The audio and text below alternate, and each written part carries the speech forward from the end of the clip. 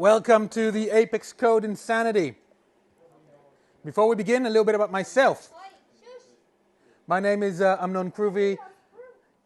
You're supposed to be heckling me, not them. It's okay. My name is Amnon Kruvi. Most of you probably know me, 15 times certified. My 5th year as a Salesforce MVP. I built some apps on the App Exchange. One of them is Simio for scheduling and workforce management. I'm a director of the Architect Club. And Can you pull the mic more into your face? So we're not and I don't know if many of you know this, but I am genuinely, this is not a joke, certifiably insane.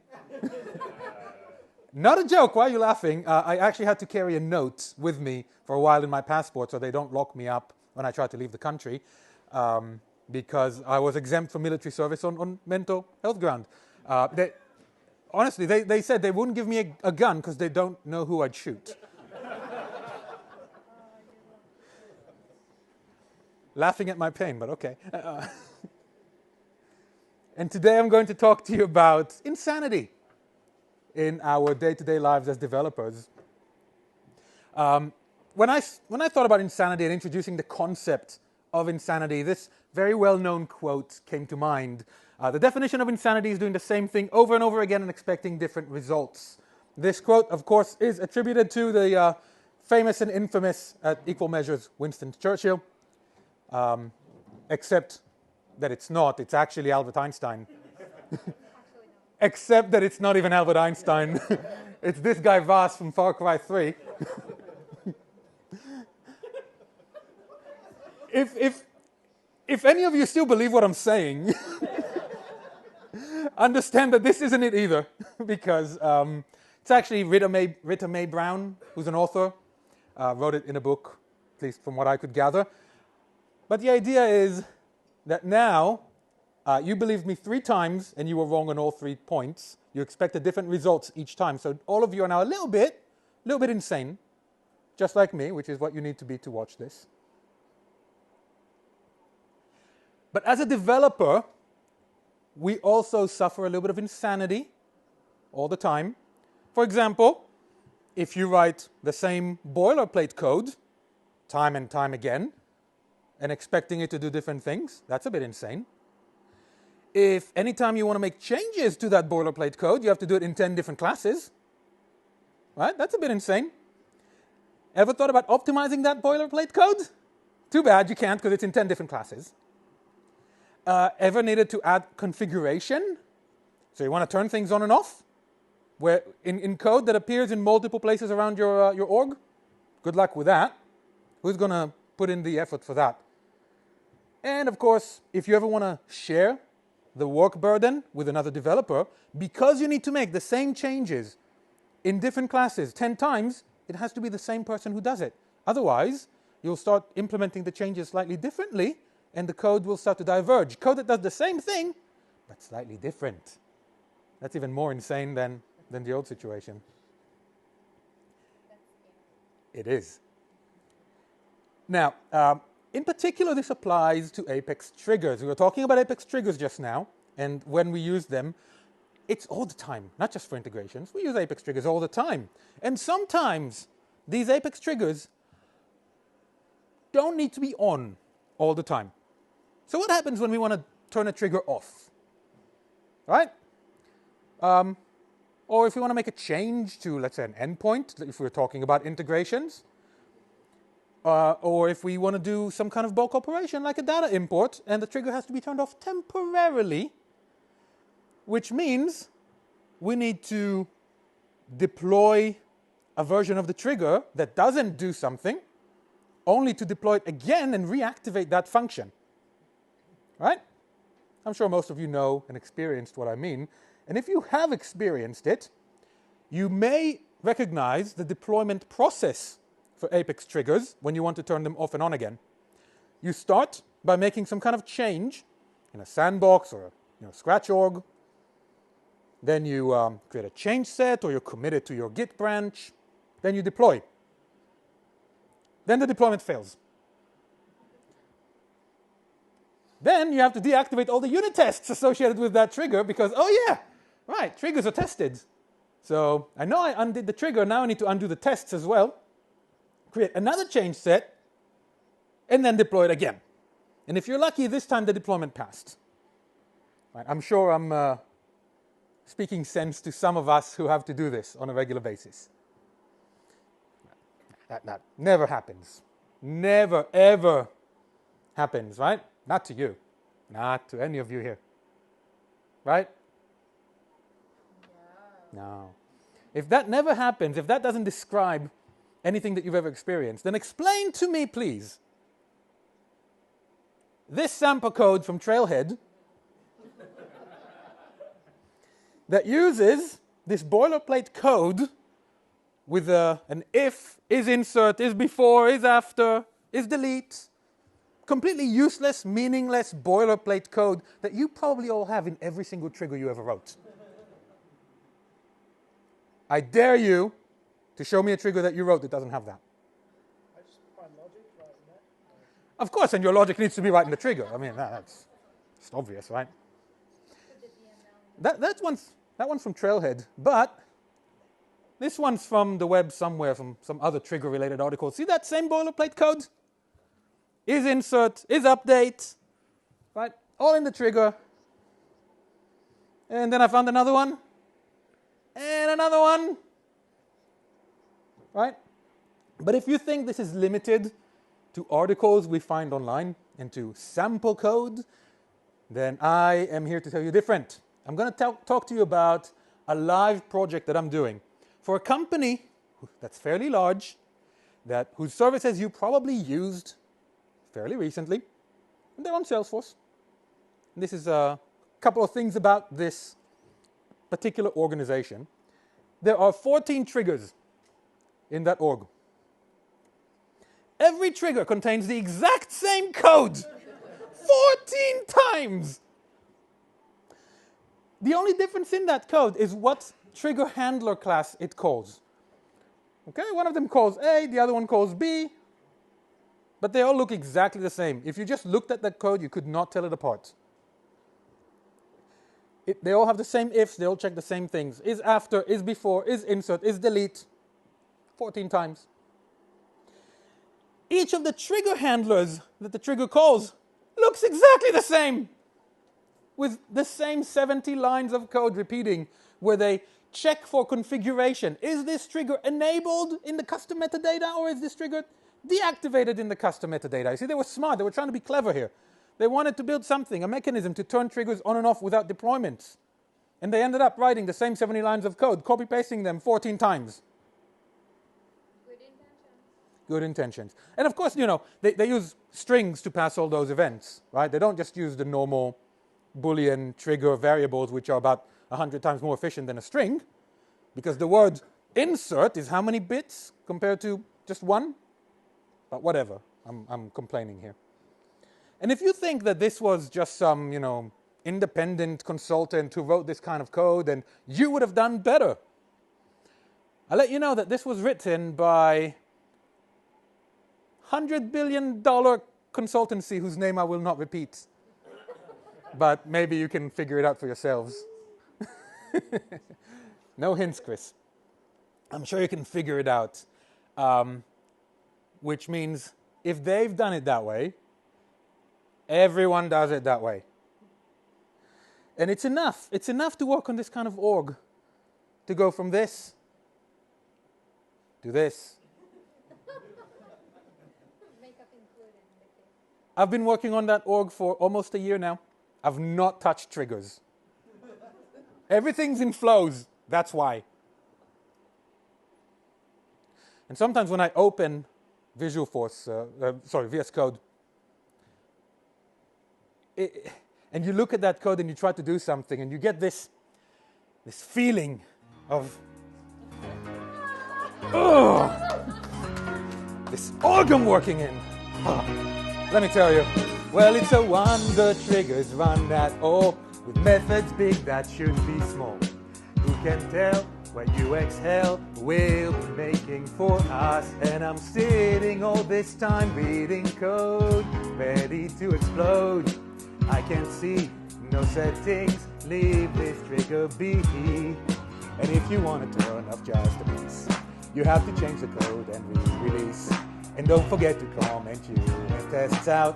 Whoa, it's a crazy org we're working in, and I just can't see you refreshing a sandbox just to make a simple change to triggers made of Apex code insanity. Now always switching functions on and off in code. The frameworks offer simplified technology to make faster triggers now.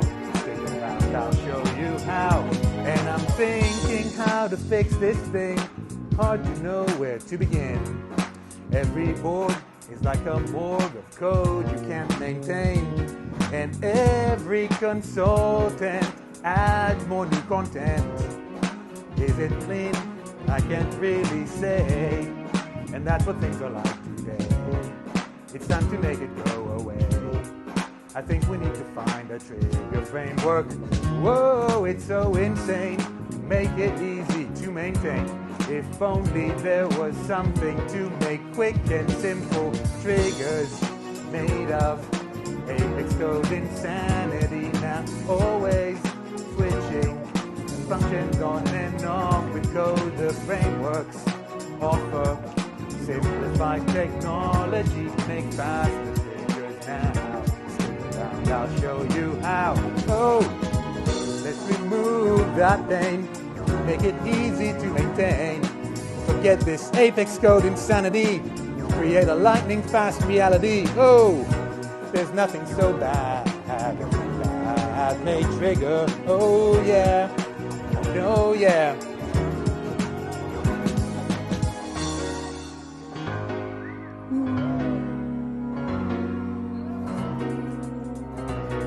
I can't do the slide thing.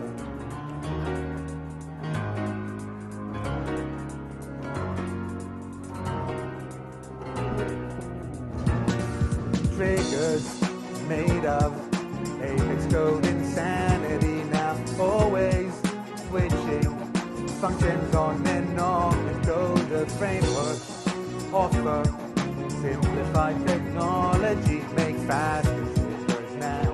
Stick around, I'll show you how. Whoa! Now this org where we're working, it's all going wrong. And out the window, you know, there's nothing worse than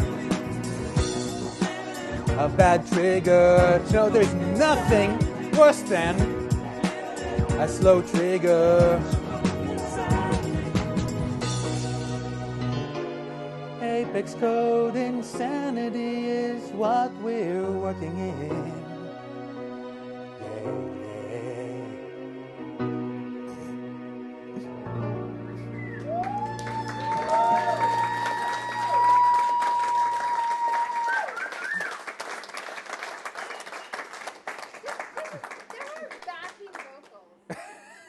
Yes, well, it's very hard to get proper karaoke, tracks, but it works. If you can get one that's mostly there, it's good. Anyway, now that we're all insane, a little bit, let's talk about some therapy. Right? Like any good therapy, we got to deal with our problems. And I asked around to get a quote about what people think about triggers and boilerplate code, right? And I got this quote, right? Apex triggers are a special case where code must be repeated as often as possible to demonstrate one's ability at writing boilerplates over and over and over. This shining badge of honor exemplifies the attributes of patience, repetitiveness, and the very essence of tautology. The person I asked was...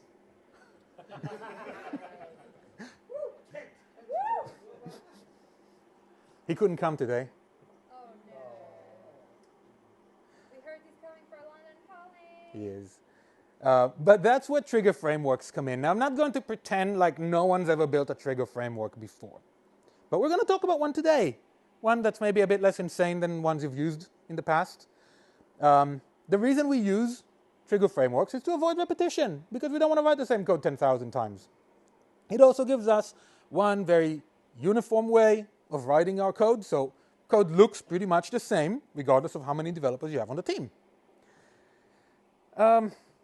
It does also provide some elements of configuration that you don't need to write yourself, because otherwise you have to write it individually for every trigger. And your focus as a developer is writing the actual content of the actual logic that you need to run, instead of, if is insert, if is before, if whatever. So, introducing Amnon's simple Salesforce trigger framework, or for short, if you can't remember all that, that's AS. Acronym coming soon. Not on purpose. That's just what I called the repo, and I couldn't come up with a better name, so, I'll figure it out. In the meantime, it's still available until I figure out a new name for it. Here's what it does. It lets you write shorter triggers, because you don't need to do the whole boilerplate stuff. It lets you control individual trigger events through metadata. So you can turn individual events on and off. That is, on a particular trigger handler, I want to disable the after insert event. And you don't need to deploy anything, and you don't need to write your own custom code to do it. You can have more than one trigger handler per object or per trigger. So you can separate them logically by function, and then turn them on and off if and as and when you need to. And the really nice thing, and we'll talk about that, it actually comes with a framework for synchronizing objects between each other on the platform. So if we were talking about cross-org integrations before, this is more of an internal org integration framework that I personally use a ton for synchronizing data between different ISV products. And it's free, it's open source. I will accept pull requests before you ask. Yes. You can use it straight away, and I will not bill you for the next 365 days. This is how you use it. You scan the QR code. That takes you to GitHub, where it has a deploy button. You press the button. You deploy. Congratulations, it's installed. If this poses a challenge, I will have a session with you, but I need a drink. Of course.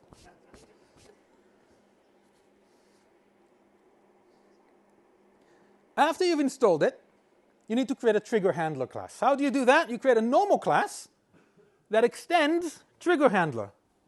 Hopefully that's easy to remember. That's all it does. Then you add your functions. For example, we have an after insert function.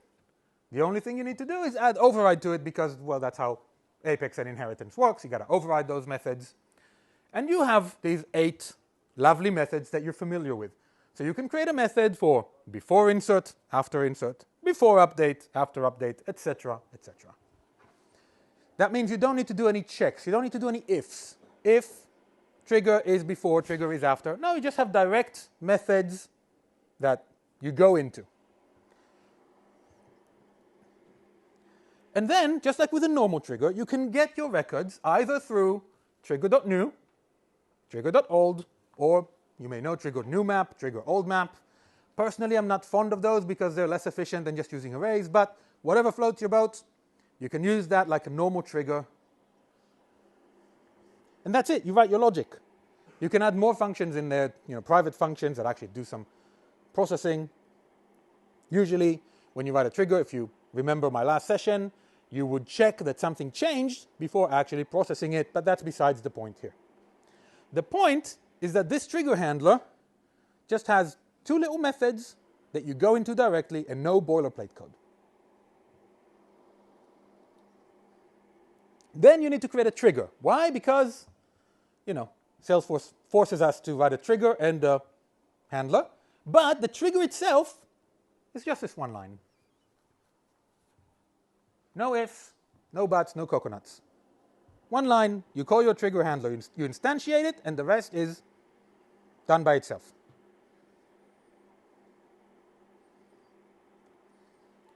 It's so simple that now you've got time to do other things, hopefully, like read a book, write a book, see your children. I've not seen mine in a while. Seize the means of production.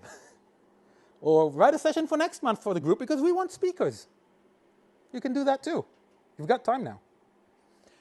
This trigger framework supports error handling. It won't be a framework if it didn't let you handle errors. You just add on error, you get an exception, you do what you want with it. By default, and that's just my personal preference, but by default, trigger errors are they're caught, so they don't crash the whole operation, because I find it very poor user experience. But you can implement your own handlers, you can throw it again to crash it, or you can log it, or you can email yourself, knock yourself out. It also supports activating and deactivating individual events. Now, what I've seen in other frameworks is that in order for a trigger to run, you first need to set up the metadata for it to register that trigger.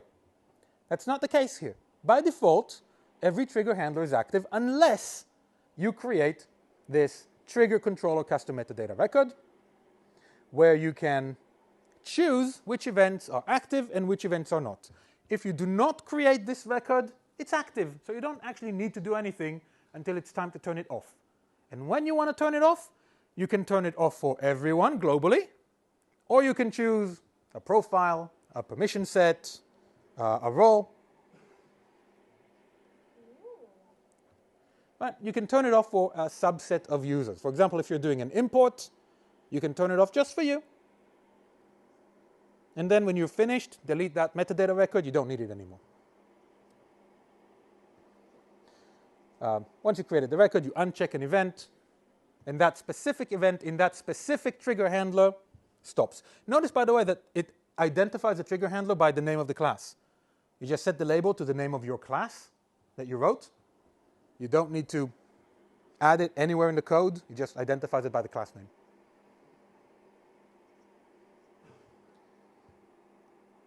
Any questions about writing triggers? How do you handle the test code coverage for these triggers? Test code is as just like you normally write it. You create an S object, you insert it, and you make sure the trigger worked. Triggers themselves still need test coverage, so there is really no point in creating a special testing mechanism just for the logic, for the trigger handlers. Yeah? Have you added any provisions for?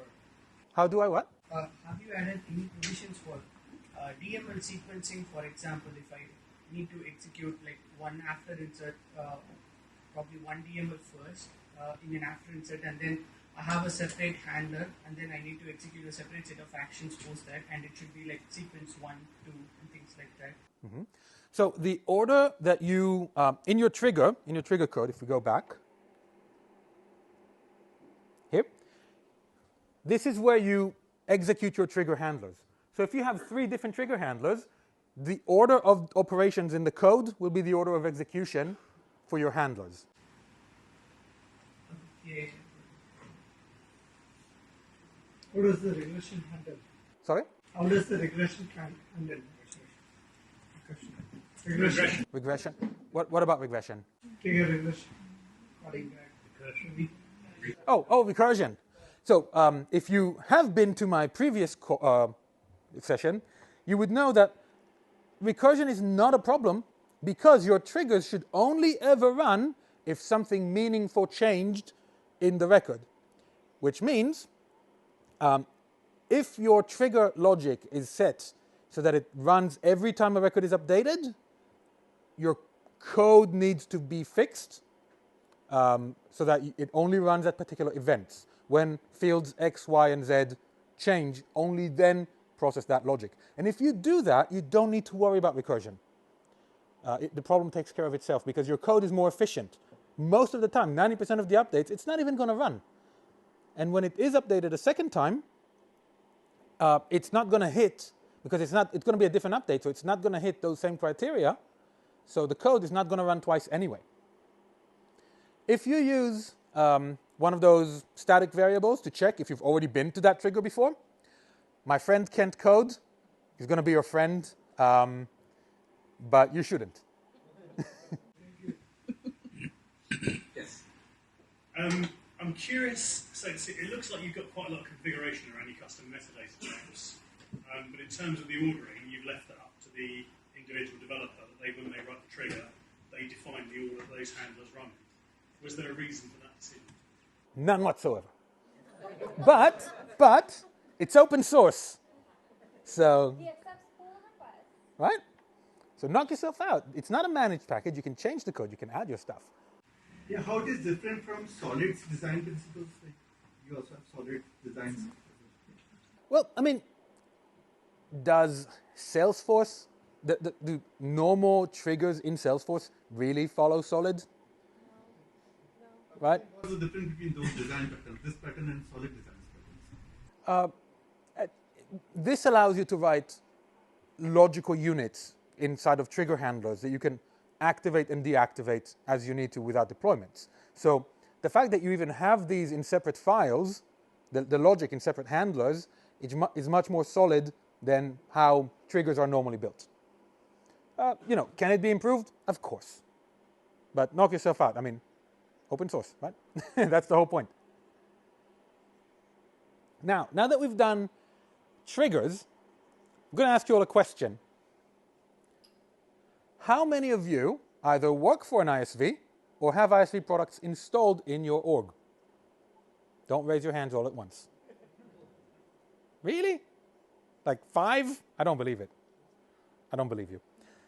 How many times did you need to synchronize 2 objects from different applications where when you create a record in one, it creates a parallel record in another object? I don't know about you, but I do it all the time because I have an ISV, I have partners, and when we build integrations, that usually means, integrating applications, usually means that when you create a record in object A, belonging to package 1, you also need to copy a similar record into an object on package 2. And I'm sure many of us have done it before. So those of us who have know that it's a bit of a pain because you have to write a lot of code to keep everything synchronized, and when one is deleted, you have to delete it, and when it's updated, you have to update. And of course, you need to keep it fast, you need to keep it efficient, and writing all that efficiency code is also, well, a pain. So in this framework, we also have a built-in tool to synchronize any kind of parent object with any kind of child. The way it works is when a parent is created, the synchronization handler creates a child record. When it's updated, if a child record exists and there needs to be an update to it, only then it's updated. So it's efficient about it. If a child record does not exist, it is created. When it's deleted, the child record is also deleted. Now this must take 100 lines of code, you'd think, right? If you had to write it yourselves, it's fair to say that it's at least 100 lines of code to do all that, without even any field mappings.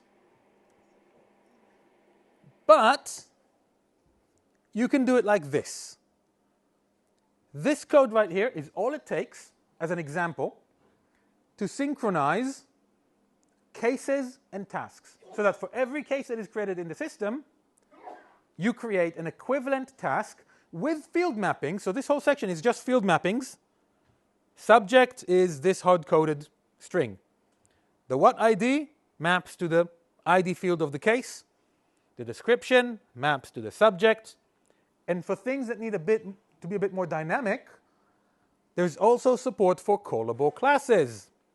Either a class type or a class instance can both be used in the field mappings.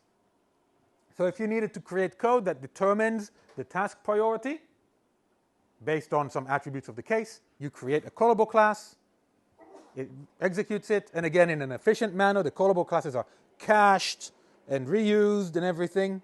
So you can actually preload all the data that you need the first time it runs, and that data will remain on that class, so you can use it again the second time. So all you really need to do is define the field mappings instead of worrying about the boilerplate code of synchronizing between two objects. Now, we just spoke about doing it between two Salesforce orgs, but this lets you do it between two objects on the same org. I find it extremely convenient to write integrations. The getObjectType method, function, those of us who know the difference between a method and a function, just returns the type of object that we need to create. So every time a case is created, we want to create a task. The relational field indicates the relationship between the task and the case. So in order to keep things synchronized, we need to have some kind of relationship between the two. Here is where you put the field down. You can also set a shouldSync function optionally to indicate which cases need to be synchronized. So not every case will need a task, but only some, only the ones that meet this criteria in this function. And then at the end we have the field mapping. And that's all you need to write. Field mappings are returned as a map of a string and object. The key is the API name of the field on the child object that you're creating. And the value can either be a hard-coded value like a number, a string, a boolean. It can be an SObject field, which is a reference to a field on the parent object. It can be a callable class type or a callable class instance, which, as I mentioned, are cached and reused.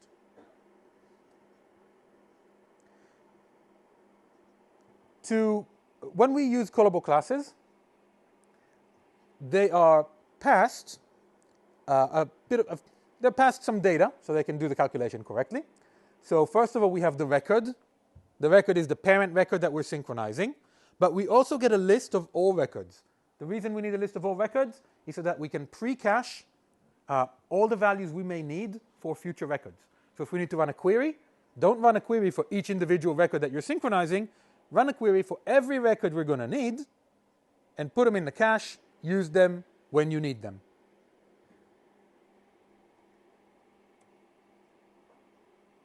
There are also some optional functions, post-process, which lets you run some additional bit of code on the record that was created every time it's updated. Every time it's created. And there is getParent relational field that lets you define a relationship from the parent to the child that was created, which is useful periodically. It's not always required. Any questions, or would you like to see a demo? Yes. Yes. Okay. I have a question. Yeah. The caching you did you benchmark the kind of savings you were getting in there at all? The reason for caching is for governor limits more than just CPU performance. So if you're inserting 200 records and your callable class runs a query, it's going to do it 200 times. But if you cache that class, you run a single query, you get all the data, you put it in a map, and then you fetch it when you need it. You're only running one query and you're not going to hit the governor limits. Did you take note of any performance? I've been using this for quite a few projects in recent months, and it's been working fine. No performance issues that I've noticed. I mean, did you notice any performance issues, or do you already put the caching in for your governor limits? Exactly. I put it in for the governor limits, and the fact that it's just more efficient in general is a nice bonus. So let's show you how it works. Amnon? Yeah. One question. So you say you do it when you work with another ISV. Mm-hmm. It sounds like it's strongly coupled. Have you considered using Metadata? No, events? You can use this on events as well. I'm saying instead of using this paradigm, consider using events, because this means you try and install a package. The code's going to be invalid. You can create a kind of sync handler on events, just like an SObject, because they run triggers. So you create a trigger handler on the platform event object, and it works the exact same way. So you can. I've got an example here with an SObject, which is easy. Obviously also depends on the volume of data that you're expecting on any given day, given governor limits around that. But yeah, you can use it on events. Now, it's not actually showing my screen. So let me reshare. Yeah. Sorry, I've got a question. Can you make it fire text by direction of it, but update on the child? That makes sense. So the function, where was it?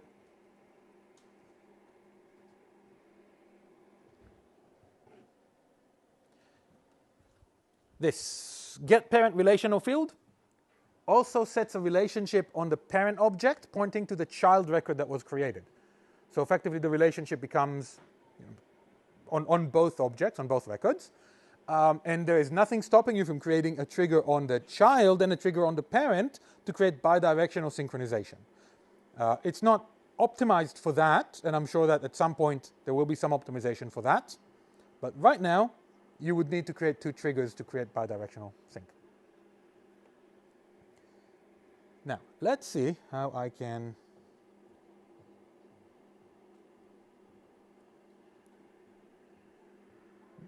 anything?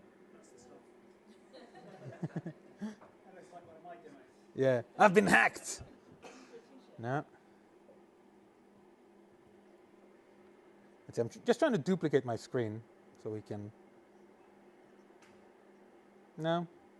There we go. Okay. So here's some code. We saw this code a minute ago that synchronizes classes with cases with tasks, right? I'm going to open my org.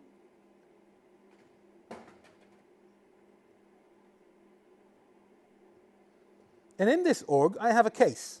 Please ignore the fact that the case details are on the right. I absolutely loathe that the case details are on the right, but I can't change every org to move it to the left. And you will notice that this case does not have any open activities. Why? Because I deleted it.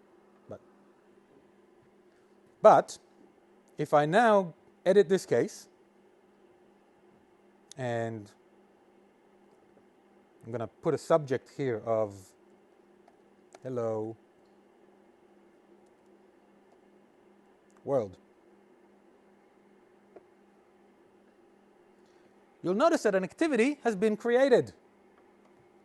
The subject of the activity matches what we have in the code as the hard-coded string. Complete the case. And if we open that activity, the description of it maps to hello world, which is the case subject, as we can see in the code here, that the description field maps to the case subject. Now you'll also notice that this code has a should sync function that says only sync tasks if the case subject is not equal to do not complete. So I'm just going to copy that because I can't type with one hand. We're going to go back to the case. We're going to set the subject to do not complete. And when I save the case now, the activity is gone, because this case should no longer have a child activity automatically synchronized with it. Similarly, if I would delete the case, the activity would be erased alongside it. If I update the case, the activity is updated, but only if there's a meaningful update.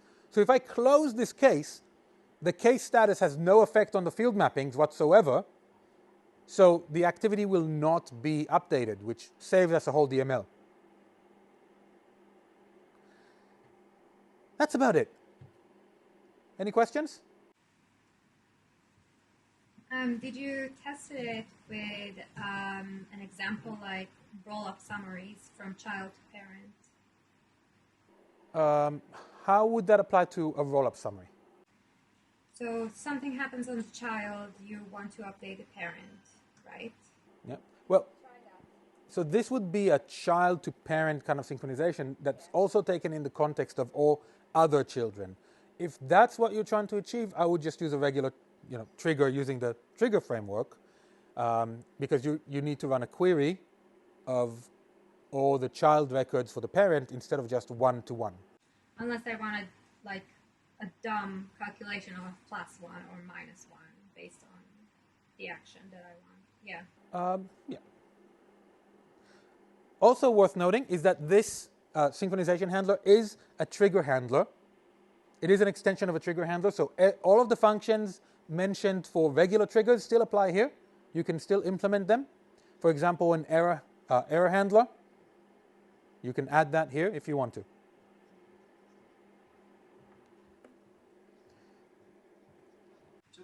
Just curious about any real-life examples, not case in the task, but 2 SV packages in Node. Okay. Most recently, just the other week, one of my products is to do with worker management. You have people working shifts, and I'm in an org with another company that has an applicant tracking system. People apply for a job, and it's tracked through Salesforce. Both of us keep track of skills that people have. Do they have certifications? What skills, certifications, whatever. They have it in their objects, I have it in my objects, but effectively the data model is very similar. Some kind of skill type, and they both link to the contact record, which is the worker. So that's a real-life example where I synchronized a skill. Every time they create a skill on the ATS side, it creates a skill on my side, and every time that skill is removed or changed or has some kind of expiry date set on it, it also updates all the data on my side, and I don't have to worry about the different events because I just need to configure the field mapping one time and it applies to everything.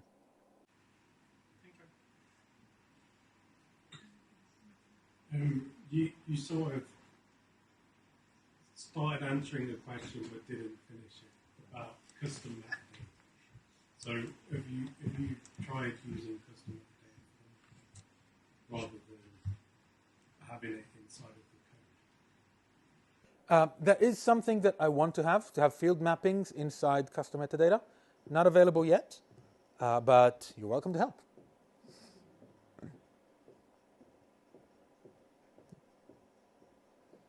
Okay. I hope you all had an insane time. And until next time.